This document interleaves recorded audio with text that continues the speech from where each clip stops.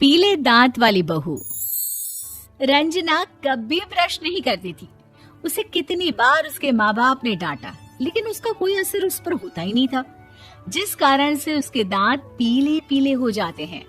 शादी के बाद अरे बहू, वैसे तो तुझ में कोई कमी नहीं है, पर तेरे दांत इतने पीले कैसे हैं बेटा?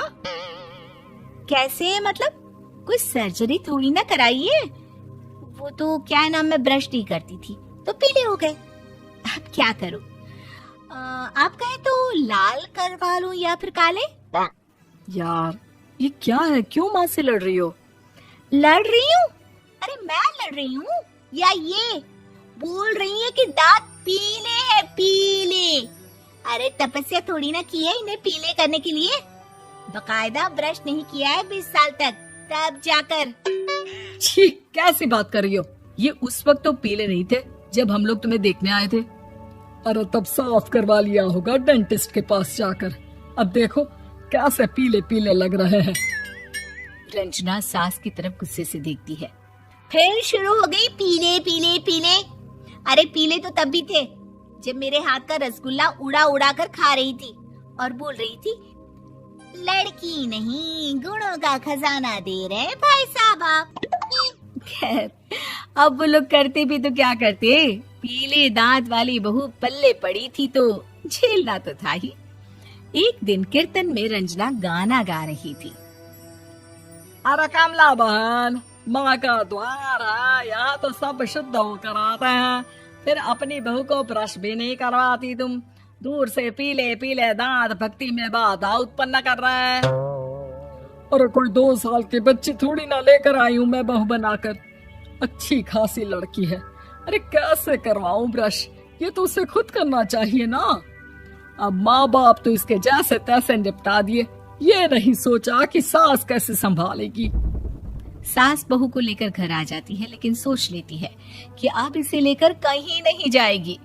अगले रोज बहू कहती है, अरे क्या हो गया, मंदिर नहीं जाना क्या? कीर्तन का वक्त हो रहा है। मेरी मधुर वाणी से कान्हा जी जागते हैं और सोते हैं। आप तो जानती है ना उनकी भक्ति में कितना मन लगता है मेरा। वो क्या है ना, तबीयत ठीक नहीं लग रही है मेरी, आराम करूंगी मैं। तबीयत ठीक नहीं लग रही? अभी तो मिथुन के गाने पर नाच रही थी आप, और अब बोल रही है कि तबीयत ठीक नहीं लग रही। अरे भक्ति में मन लगा लो सासू माँ, ऊपर जाना है, क्या मुंह दिखाओगी आप? हाँ?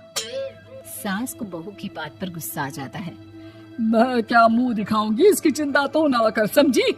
अपने मुंह की चिंता कर, जो ये पीले पीले दांत लेकर हर जगह पहुंच जाती है। पता है लोग कितना मजाक बनाते हैं। ना जी ना, मैं नहीं जाना कहीं तेरे साथ। तो ये बात है। कोई ना, मत जाओ, मैं अपने कमरे में ही बैठकर भक्ति कर लूंगी। ऊपर वाला दांत थोड़ी ना देखता है, मन देखता है, भावना देखता है। और अरे बस बस, तू सब कुछ दिखा, बस ये सफेद चमकदार दांत ना दिखाना किसी को, है? जा यहाँ से। बहू को सास की बात का कोई फर्क नहीं पड़ता, वो तो जैसी थी वैसी ही रह जाती है।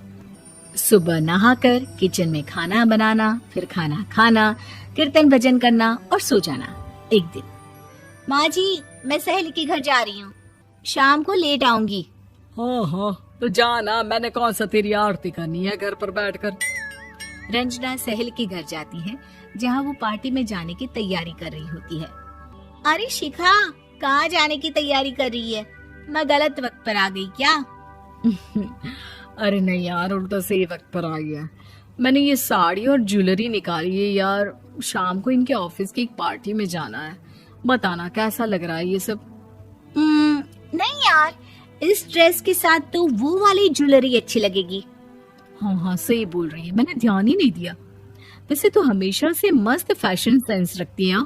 तो बड़ा जाती होगी ना पति के साथ पार्टी में। रंजना कुछ नहीं बोलती, बस सोचती है कि यार काश ये बात सही हो जाती, पर मैं क्यों नहीं जाती पार्टी में? क्या इन लोगों की कोई पार्टी होती नहीं होगी?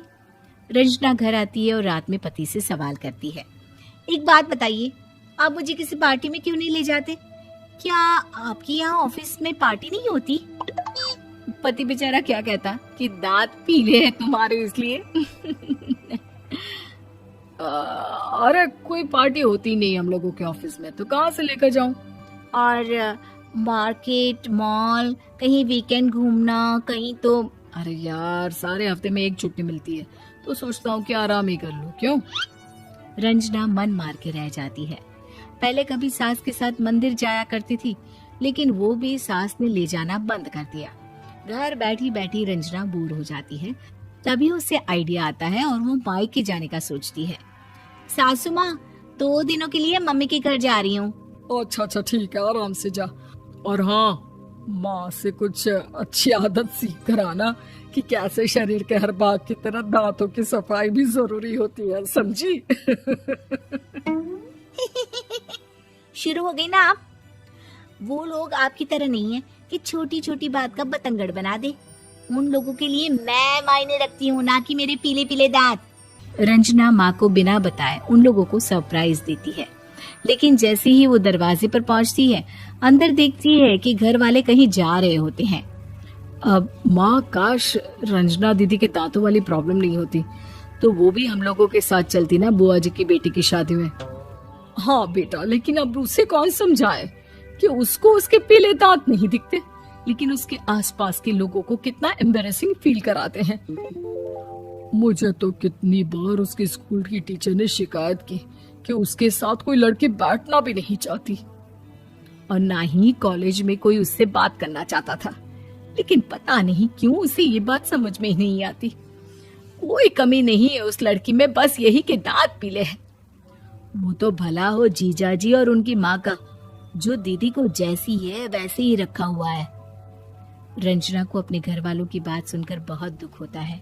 वो सोचती है कि वो क्या करे, लेकिन फिर वो सीधा डेंटिस्ट के पास जाती है, अपने दांत चमकाती है और कसम खाती है कि वो रोज ब्रश करेगी। अरे क्या हो गया? तुम तो 2 दिनों के लिए गई थी ना, पर कोई ना, अच्छा है, चलो आ गई तो। रंजना सास के सामने आकर खड़ी हो जाती है और पूरी स्माइल करती है, उसके चमकदार दांतों को दिखाती हुई। हैं? चले मंदिर? माँ, मुझे माफ कर दीजिए, मैंने आप लोगों को बहुत एम्बैरेसिंग फील करवाया। मैं आज से रोज ब्रश करूंगी।